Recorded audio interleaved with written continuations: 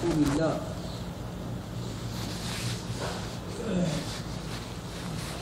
أما بعد،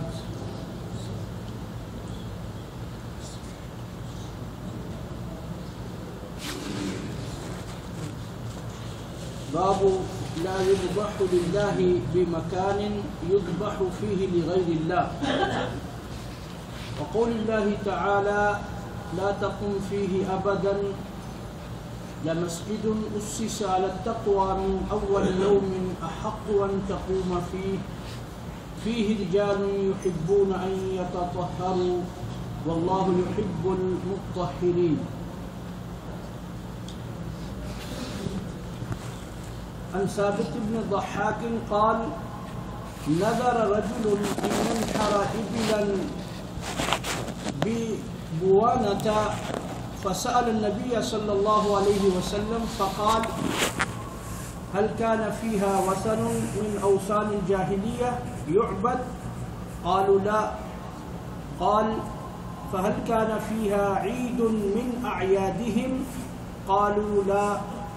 فقال رسول الله صلى الله عليه وسلم أوفي بنذرك فإنه لا وفاء لنذر في معصية الله ولا فيما لا يملك ابن آدم. رواه أبو داود وإسناده على شرطهما والله تعالی عالم. اس بات کا بیان کہ جس مکان اور جگہ پر اللہ کے سوا دوسرے کے لیے کوئی چیز ذبح کی جاتی ہو وہاں اللہ تعالیٰ کے لیے بھی کوئی چیز ذبح نہ کی جائے.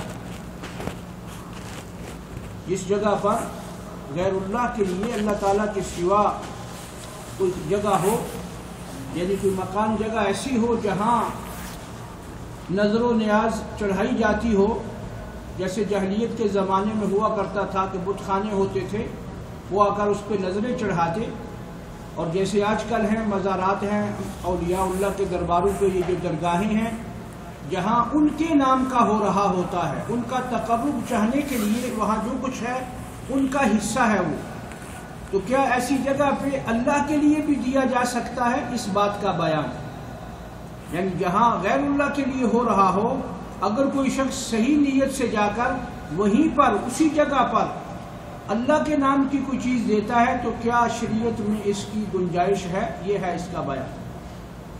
قرآن مجید میں اللہ تعالیٰ نے فرمایا کہ ان منافقین کی مسجد میں اے میرے نبی تو کبھی بھی کھڑا نہ ہو جو انہوں نے بنائی ہے. وہ مسجد یعنی مسجد نبوی جس کی بنیاد تقوی پر رکھی گئی ہے، یہ اس سے زیادہ حقدار ہے کہ اس میں کھڑا ہوا جائے، یعنی نماز پڑھی جائے. بعد میں اس سے مسجد قباء لیا ہے، اور جو اس میں ایسے لوگ ہیں جو یہ پسند کرتے ہیں کہ وہ پاکیزہ رہیں، پاک و صاف رہیں ظاہری اور باطنی نجاست سے، اور اللہ تعالیٰ پسند کرتا ہے پاک صاف رہنے والوں کو. اس آیت میں وہ بات آ گئی جو مؤلف نے باب میں کہی تھی کہ اب یہ مسجد منافقین نے مکہ میں ایک مسجد ضرار بنائی تھی. جو لوگ باہر سے اوپر سے اسلام کا نام لیتے اور اندر سے اسلام کے دشمن تھے، انہوں نے ایک مسجد بنائی مدینہ منورہ میں. غالباً یہ غزوہ تبوک کے موقع پر جب آپ صلی اللہ علیہ وسلم جانے والے تھے اس وقت کا واقعہ ہے. تو اس مسجد کے بارے میں انہوں نے کہا یا رسول اللہ آپ آ کر ہماری مسجد کا افتتاح فرما دیں. اب ظاہر مسجد بنی ہوئی ہے، بعض لوگ کہتے ہیں ساری مسجدیں برابر ہی ہوتی ہیں، جی یہ بھی مسجد ہے وہ بھی مسجد ہے. تو آپ صلی اللہ علیہ وسلم نے فرمایا ٹھیک ہے میں ابھی غزوہ پہ جا رہا ہوں، لڑائی میں ہاری ہے کافروں سے، واپسی پر تمہاری مسجد کا افتتاح کر دیں گے، اس میں میں آ کر نماز پڑھوں گا، تم بھی پڑھتے رہنا. اب چونکہ عالم الغیب تو نبی نہیں ہوتا، پیغمبر کو وحی کے ذریعے بتلایا جاتا ہے جو کچھ کسی کے دل میں ہے، جو کچھ کسی کے اعمال ہیں، پیغمبر کو وحی کے ذریعے معلوم ہوتا ہے. ڈائریکٹ نبی عالم الغیب نہیں ہوتا. یہ عقیدہ اسلام کا بڑا مشہور عقیدہ ہے، اگرچہ کچھ مسکین لوگ ایسے بھی ہیں جو ڈائریکٹ کہتے ہیں کہ نبی صلی اللہ علیہ وسلم عالم الغیب ہیں، حالانکہ یہ قرآن مجید کی بہت ساری آیات کے ظاہری معنی کے بھی خلاف ہے بات، کیونکہ جو اللہ کا نبی ہوتا ہے اگر وہ غیب دان ہو تو پھر وحی کی تو ضرورت ہی نہیں رہتی. یا تو یہ ہوتا کہ اللہ پاک ایک دم نبی پر وہی چیز کھول دیتا جو وحی کی محتاج ہوتی ہے، اور قرآن حدیث میں فرما دیا جاتا کہ میرے نبی کو تمہاری ہر چیز کا پتہ ہے، ٹھیک ہے آمنا و صدقنا، پھر کسی کو کوئی بات کرنے کی ضرورت نہیں ہو سکتی. لیکن قرآن میں اللہ تعالیٰ نے ایسی بہت ساری آیات میں نبی کریم صلی اللہ علیہ وسلم سے فرمایا کہ آپ ان سے کہو، ان لوگوں کو بتلا دو، لا اعلم الغیب، میں غیب نہیں جانتا، میں غیب کی خبریں جو تمہیں دیتا ہوں، آئندہ آنے والے حالات بتلاتا ہوں، جو ہونے والی باتیں ہیں. اور آپ صلی اللہ علیہ وسلم نے قیامت تک کے حالات بتلائے ہیں، قیامت تک کے حالات اور شرطیں آپ نے بتلائی ہیں، لیکن وہ وحی کے ذریعے بتلائی ہیں. اللہ پاک نے آپ کو وحی فرمائی، آپ نے بتلائی. کیونکہ ایسے بے شمار واقعات ہیں احادیث میں کہ آپ صلی اللہ علیہ وسلم سے لوگ آ کر سوال کرتے، آپ خاموشی اختیار فرماتے، پھر وہی آتی، پھر جواب دیتے. تو لوگ وہ جو کافر ہوتے وہ کہتے یہ پھر کیسا نبی ہے، جب ہم نے پوچھا تھا اس وقت کیوں نہیں بتلایا؟ تو آپ نے فرمایا کہ میں تو غیب دان تو نہیں ہوں، میں تو اللہ کے حکم کا منتظر ہوں. جو مجھے کہا جاتا ہے، جو مجھ پہ وحی نازل فرمائی جاتی ہے، وہ میں تم کو بتلا دیتا ہوں. ایسے بہت سارے واقعات ہیں، وہ کسی دوسرے موقع پہ میں ذکر کر دوں گا ایسے. لیکن یہ عقیدہ رکھنا کہ نبی عالم الغیب ہے، یہ قرآن کے معنی کے بھی خلاف ہے، اور یہ ویسے بھی نہیں بنتا. اس پر اگر آپ صلی اللہ علیہ وسلم پر بہت بڑا ایک اتہام بن جائے گا، الزام بنے گا. اس میں ایک مشہور واقعہ آپ ذہن میں رکھیں، کیونکہ آج کل ٹی وی چینل چونکہ عام ہیں اور یہاں بھی لوگ مدنی چینل ایک بہت مشہور ہو رہا ہے، یہ معاشرے میں، پاکستانی معاشرے میں خصوصاً اور باقیوں میں عموماً. تو وہاں جس دین کو پیش کیا جا رہا ہے وہ قرآن و سنت کا دین نہیں ہے. قرآن اور حدیث، نبی صلی اللہ علیہ وسلم، صحابہ کرام، ائمہ مجتہدین جو آئے ہیں وہ ان کا دین نہیں ہے. یہ میں بڑی ذمہ داری سے آپ کو بات بتلا رہا ہوں. وہاں ساری کی ساری وہ چیزیں ہیں جن کا دین اسلام سے کوئی تعلق نہیں. صرف گنبد خضرا ان کو مل جائے پھر وہ کیا کر گزریں گے یہ ان کو پتا ہے. وہ کہتے ہیں صرف گنبد خضرا ایک دفعہ ہمارے ہاتھ آ جائے پھر ہم دکھائیں گے دنیا کو کہ ہم کیا کرتے ہیں. اس لیے انہوں نے ہر چیز اپنی سبز رکھی ہوئی ہے. حالانکہ نبی کریم صلی اللہ علیہ وسلم جو پگڑی پہنتے تھے وہ سبز رنگ کی پگڑی نہیں تھی. آپ صلی اللہ علیہ وسلم نے سفید رنگ کی پگڑی پہنی ہے، کالے رنگ کی پگڑی باندھی ہے. یہ تھی آپ کی دو پگڑیاں مشہور جو رنگ تھے. اس میں سبز کلر نہیں ہے حدیث میں. اور چند دن پہلے یہ جمعہ کو جو اخبار آتی ہے روشنی اردو نیوز کے ساتھ، اس میں ایک یہاں کسی آدمی نے، میں نے دیکھا، اچھا اس نے پوری وضاحت کے ساتھ انہوں نے کہا تھا جو یہ سمجھ کے باندھتا ہے سبز پگڑی کہ آپ صلی اللہ علیہ وسلم نے پہنی ہے اور یہ بدعت ہے، آپ صلی اللہ علیہ وسلم نے سبز رنگ کی پگڑی نہیں پہنی. سبز رنگ ویسے جنت میں ہوگا ٹھیک ہے، لیکن ایک مذہبی اس کو ابھی سے بنا لیا جائے کہ یہ، تو جب اس کو ریسرچ کی یہ کیوں ایسا لوگ کرتے ہیں تو انہوں نے کہا یہ گنبد خضرا جو ہے چونکہ وہ سفید رنگ میں ہے، سبز رنگ میں ہے، اس لیے یہ لوگ اصل میں گنبد خضرا کے عاشق ہیں اور دیوانے ہیں. حالانکہ گنبد خضرا صحابہ کے زمانے میں نہیں بنا، نہ ہی وہ بات ائمہ مجتہدین کے زمانے میں بنا. وہ کتنے سو سال بعد نبی کریم صلی اللہ علیہ وسلم کی وفات شریف کے کتنے سو سال بعد ترکوں کے زمانے میں کہیں بنا اور انہوں نے اس کا سبز رنگ اپنے لہجے میں کر دیا. اس کی کوئی شرعی حیثیت نہیں ہے، کیونکہ حدیث میں جو آپ صلی اللہ علیہ وسلم ہیں آپ نے خود فرمایا کہ قبر پر مزار نہ بنایا جائے. یہ حدیث میں منع ہے. حدیث میں قبر پر مزار بنانے کی اجازت نہیں ہے ہماری شریعت میں. رسول اللہ صلی اللہ علیہ وسلم نے قبروں پر بنے ہوئے مزاروں کو گرایا ہے. تو آپ صلی اللہ علیہ وسلم کی قبر اقدس یہ بعد میں اس پر مزار بنا ہے. اس کا نہ صحابہ سے تعلق ہے نہ اس پر دوسروں کا تعلق ہے. پھر اس کو علماء امت نے گرانے کے بھی بعض اوقات فتوے دیے تھے کہ یہ غلط کام ہوا ہے، اس کو ہٹا دیا جائے. اور غالباً 1925 میں جب یہ جو آل سعود ہے ان کی حکومت آئی تو ایک دفعہ یہ سوچ آئی کہ اس کو گرا دیا جائے. پھر دنیا جہان کے مسلمانوں کے وفود یہاں آئے کہ آپ نے باقی قبروں کو تو مٹا دیا ہے، اس کو رہنے دیجئے، چلے اس سے اور کچھ نہیں، تو آپ اس کی حفاظت کر لیں اور اس کو وہاں کوئی خرافات لوگوں کو نہ کرنے دیں، اس سے لپٹنے نہ دیں، یہاں نذرانے نہ پیش کریں، یہاں چادریں نہ چڑھائیں، لیکن اس کو گرائیں نہیں۔ تو پھر اس بات کو مان لیا گیا، بھی چلے کوئی بات نہیں، لیکن اس پہ وہ جو کچھ لوگ یہ کرتے ہیں اس کی قطعاً شریعت میں گنجائش نہیں ہے۔ اس لیے یہ بات میں اس لیے کہہ رہا ہوں کہ ایک چیز ہوتا ہے دین، تو جو اس چینل پہ پیش کیا جا رہا ہے وہ سارے کا سارا گنبد خضرا کے ارد گرد گھومنے والی بات ہے۔ اب وہاں وہ کیا کرتے ہیں وہ کسی دوسری بات میں تفصیل کر دیں گے۔ بہر صورت یہ لا اعلم الغیب قرآن مجید میں صاف الفاظ ہیں کہ میں غیب نہیں جانتا نبی کریم صلی اللہ علیہ وسلم پر، لیکن اسی چینل پر اور دیگر چینلز جو ہے اس پر آپ کو ایک نعت ملے گی، یہ لوگ پڑھتے ہیں اس میں کہ ہمارا نبی غیب جانے، اس طرح کی کوئی نعت ہے، ان کے الفاظ ہیں، پنجابی میں بھی ہے وہ، نبی سونا غیب جانے ہمارا تو ایمان ہے، رب کا قرآن اور نبی کی زبان ہے۔ یہ ایک نعت ہے ان کی بنی ہوئی، وہ پڑھی جاتی ہے اکثر، نبی سونا غیب جانے ہمارا تو ایمان ہے، رب کا قرآن اور نبی کی زبان، حالانکہ نہ رب کا یہ قرآن ہے نہ نبی کریم صلی اللہ علیہ وسلم کی زبان ہے۔ یہ غلط بات ہے جو لوگ وہ کہتے ہیں۔ تو اس کا جواب کسی دوسرے شیخ نے دیا، اس نے کہا نبی سونے خود یہ کیا اعلان ہے، میں غیب نہیں جانتا، پڑھ ویخ قرآن ہے، قرآن میں ہے لا اعلم الغیب، لا اعلم الغیب، یہ ایک بار نہیں کئی بار ہے۔ تو ایسے بے شمار واقعات تھے شریعت میں جہاں لوگ آ کر پوچھتے تو آپ صلی اللہ علیہ وسلم فرماتے ٹھیک ہے بھائی، اس طرح اس میں منافق آئے ہیں مسجد کی افتتاح کے لیے، یہاں سے بات شروع ہوئی تھی نا جی، بات آپ دور نکل گئی، آپ بھول نہ جائیں، یہاں سے بات شروع ہوئی کہ منافقین آئے، یا رسول اللہ ہماری مسجد کا افتتاح فرما دیجیے۔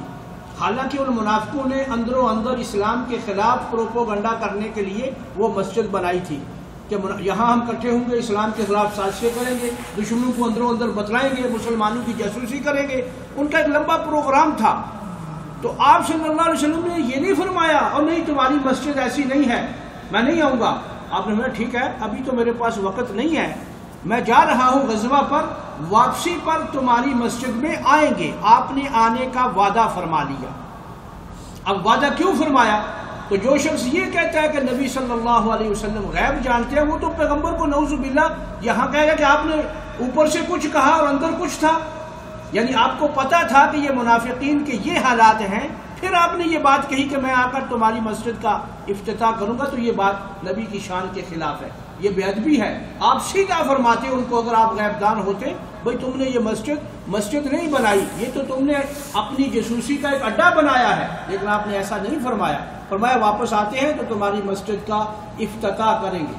جب آپ واپس پلٹے اس غزوہ سے اپنے اسی ارادے میں، پھر وہ منافقین آئے کہ یا رسول اللہ آپ نے وعدہ فرمایا تھا، تو آپ نے فرمایا ٹھیک ہے دیکھتے ہیں۔ ابھی آپ جو تو واپسی آئے تھے، وہ لمبا سفر تھا، تو اس سے پہلے کہ آپ علیہ الصلوۃ والسلام ان کی مسجد میں جائیں، یہ آیات مبارکہ نازل ہوئی تھی جو سورہ توبہ میں ہے، سورہ انفال میں بھی اس کو دیکھ لیں، سورہ توبہ میں ہے یہ آیت نمبر 108 ہے، آپ اس کا ترجمہ اور اس کے آگے پیچھے جا کر پڑھیں، پوری تفصیل اس میں مل جائے گی۔ وہاں یہ بات بھی منصوص ہے کہ آپ صلی اللہ علیہ وسلم نے جانے کا وعدہ فرمانے کے بعد پھر نہیں گئے۔ کیوں نہیں گئے؟ یہ آیت نازل ہو گئی، اللہ تعالیٰ نے فرمایا میرے نبی ایسی مسجد میں کبھی کھڑے نہ ہونا جو مسجد تقوی پر نہیں بنائی گئی، اسلام کے لیے نہیں بنائی گئی، اسلام کے مخالف نظریہ رکھنے والے لوگوں نے بنائی ہے۔ تو یہاں سے یہ بھی معلوم ہو گیا کہ جس مسجد میں شرک، بدعت، کفر ہوتا ہو، اس میں ایک موحد کو نہیں جانا چاہیے اگر وہ ان کو واضح و نصیحت نہیں کر سکتا، اگر وہ ان کو مسئلہ نہیں بدلا سکتا۔ تو ایسی مسجد میں بعض سادہ لوگ یہاں سے جاتے ہیں تو جس مسجد میں قبر بھی ہوتی ہے وہاں بھی گھس کر نماز پڑھ لیتے ہیں، جس مسجد میں وہ شرک و بدعت ہو رہا ہوتا ہے اسی طرح ان کے ساتھ مل کر نماز پڑھ لیتے ہیں، حالانکہ شرک کرنے والے کی اور بدعت کرنے والے کی اپنی نماز نہیں ہوتی، اس کے پیچھے دوسرے کی کیسے ہوگی؟ تو اس کی گنجائش نہیں ہے۔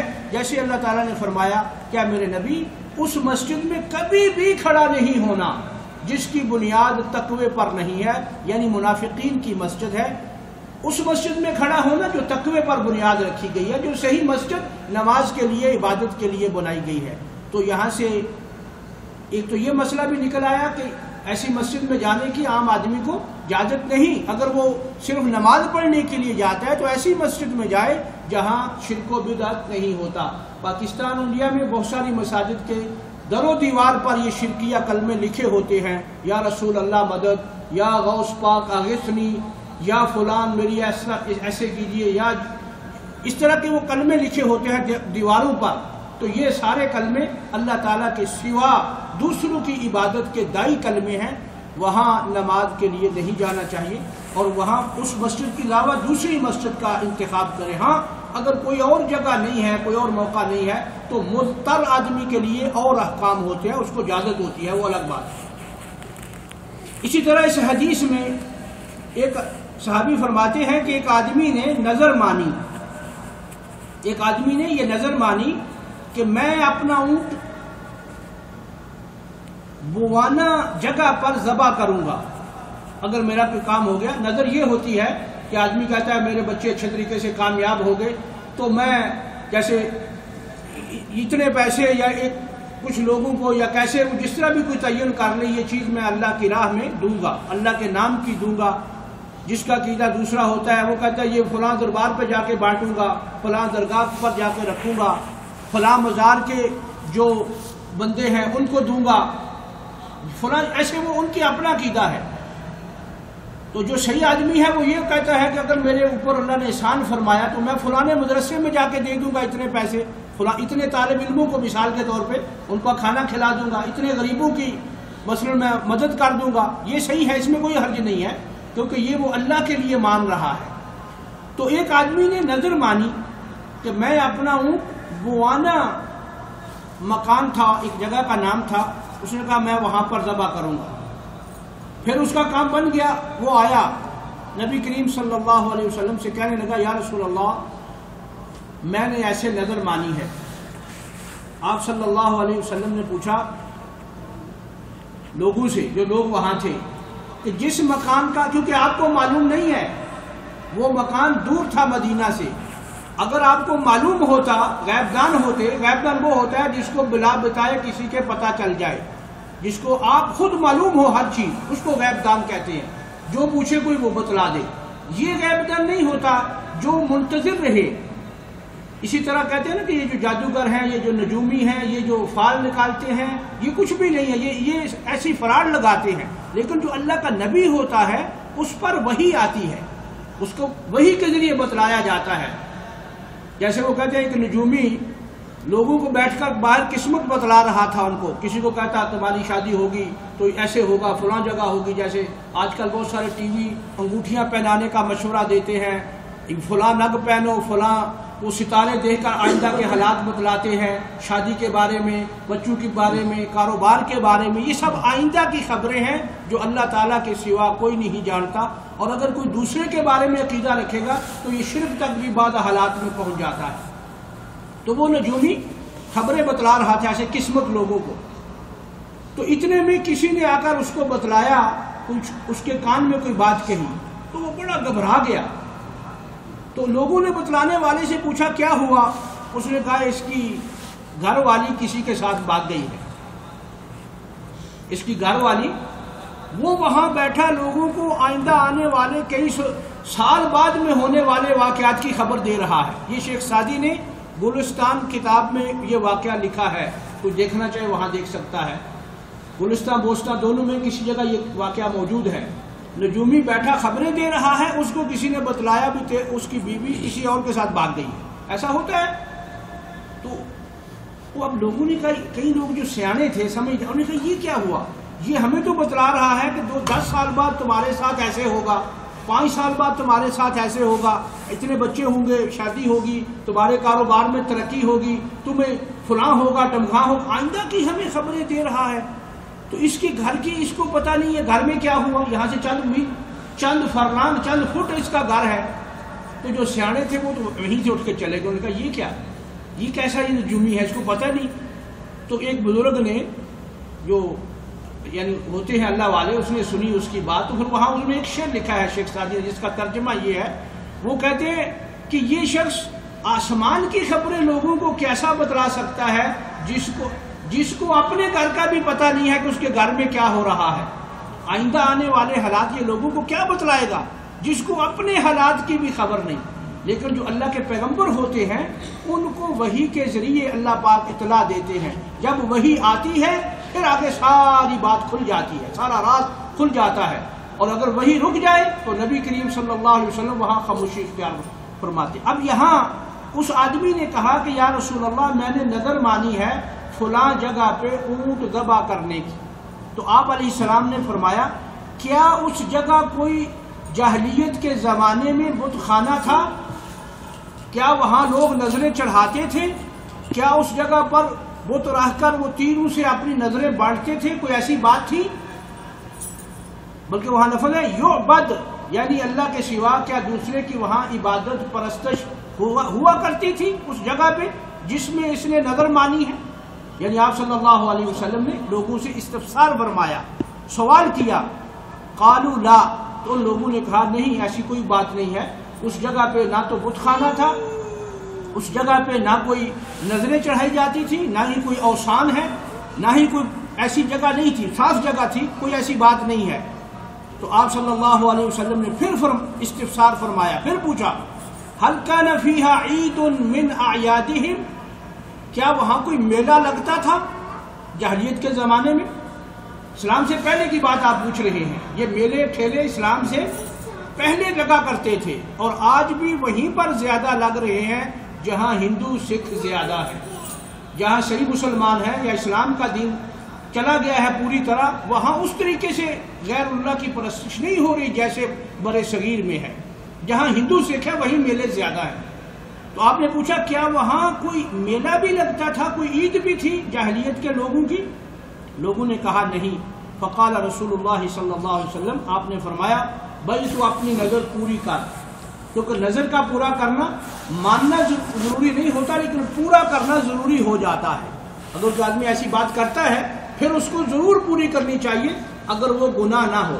پھر آپ صلی اللہ علیہ وسلم نے ارشاد فرمایا فَإِنَّهُ لَا وَفَاءَ لِنَذْرٍ فِي مَعْصِيَةِ اللَّهِ، آپ نے فرمایا دو چیزوں میں اگر آدمی کی نظر آ جائے تو وہ پوری کرنی ضروری نہیں ہوتی، دو باتیں اگر اس میں آ جائیں، ایک تو یہ کہ اس کی نظر اللہ تعالیٰ کی نافرمانی میں ہو، یعنی اس نے ایسی نظر مانی جو شرعاً حرام ہے، جیسے کوئی کہے کہ میں فلانی درگاہ پہ دیگ چڑھاؤں گا، پھر اس کا کام بن گیا تو اس کو پتہ نہیں تھا، کسی نے ایسے سن لی، ہمارے جیسے آدمی کی بات سن لی تو سمجھ آ گئی کہ وہاں چڑھانا تو غلط ہے، تو اس کے لیے پھر وہاں چڑھانا نظر اس کی نہیں ہوگی۔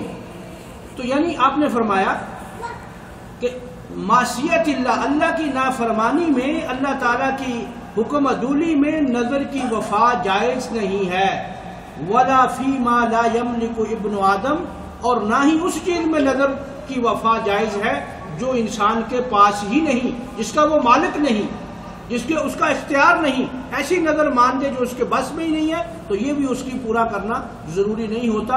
اس کے آگے مسائل ہیں، اگر وہ قسم میں چلا جائے تو وہ پھر قسم کا کفارہ پورا کرنا پڑے گا، اس کو 3 روزے رکھے، مسکینوں کو کھانا کھلائے، اس طرح کی۔ اگر وہ نظر اللہ کی نافرمانی والی ہو تو وہ پوری کرنی اس کے ذمے نہیں ہے، اور نہ ہی جس کا وہ مالک نہیں۔ تو اس آیت اور اس حدیث میں جو بات مستفاد تھی، جو سمجھنے والی تھی، اس میں بہت ساری باتیں ہیں۔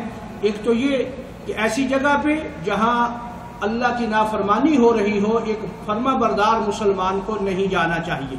جہاں اللہ کی فرما برداری نافرمانی ہو رہی ہو، گانا بجانا ہو رہا ہو، آج کل شادیاں ہیں بہت ساری، اپنے آپ دیکھتے ہیں وہاں وہ مہندی کی رسم ہے، سیرہ بندی کی رسم ہے، ڈانس ہے، ناچ ہے، گانا بجانا ہے، لوگ اکٹھے ہوئے ہیں اور بہت سارے وہ جمع ہے لوگ، ایک آدمی کو اس میں جانے کی دعوت ہے، تو نافرمانی کی جگہ پہ فرما بردار کو جانا نہیں چاہیے۔ اللہ کی نافرمانی جہاں ہو رہی ہو، ایک فرما بردار بند مسلمان کو اس میں شمولیت کی اجازت نہیں ہے۔ اگر وہ شامل ہو جائے گا تو اسی طرح گناہ گار ہوگا جس طرح وہ لوگ ہیں۔ یہ نہ سمجھے کہ میں تو ویسے ان کے بلانے سے آیا ہوں جی۔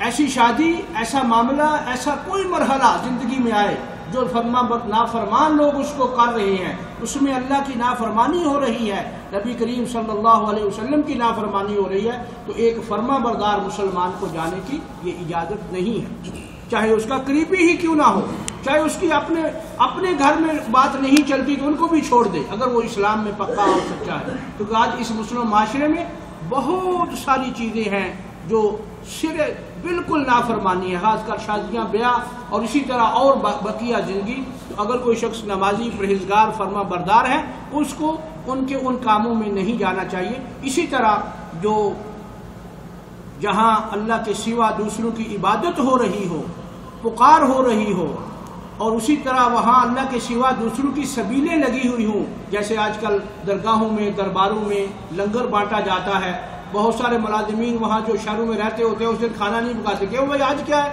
کہتے آج لنگر پہ جا کر کھا آتے ہیں. تو ایسے ایک فرما بردار مسلمان کے لیے ان لنگروں کا، ان سبیلوں کا، کیونکہ یہ غیر اللہ کے تقرب کے لیے ہیں، ان کو حرمت کا درجہ دیا ہے قرآن و حدیث میں، ایک مسلمان کے لیے ان کو کھانا جائز نہیں ہے. اللہ تعالی ہمیں دین کو سمجھنے کی اور اس پر عمل کرنے کی توفیق دے. وصلی اللہ وسلم علی